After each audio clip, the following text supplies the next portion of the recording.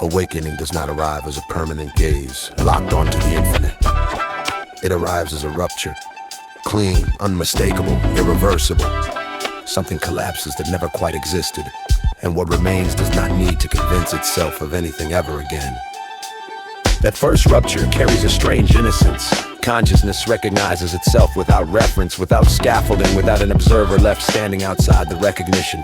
Separation dissolves, not as an idea, but as a lived impossibility that moment cannot repeat. Once the false center is seen through, there is no way to sincerely re-inhabit it. And yet, experience continues to pulse.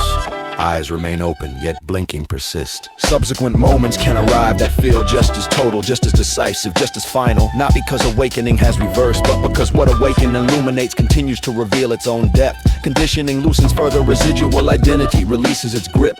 The nervous system grows more capable of bearing intimacy without contraction. Intelligence, love, emptiness, embodiment, each may come forward as if for the first time. Each arrival feels absolute because it is absolute relative to what had not yet been surrendered. Blinking names this rhythm without dramatizing it. Awareness does not dim, yet perception opens and closes. Identity does not return, yet orientation subtly reorganizes. What collapses is never truth itself, only the way truth was being unconsciously framed.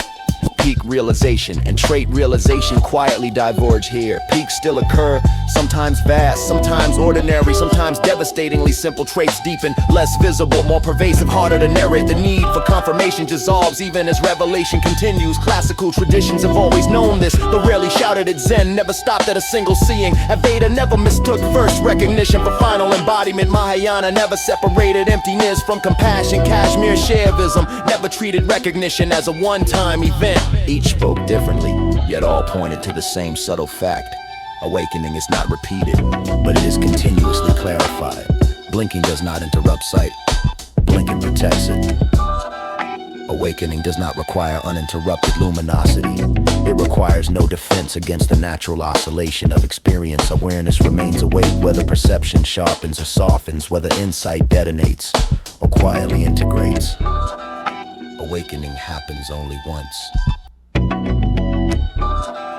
Awakening happens endlessly. The first time, separation collapses. Every time after, whatever still mimics separation dissolves. Eyes open, eyes close.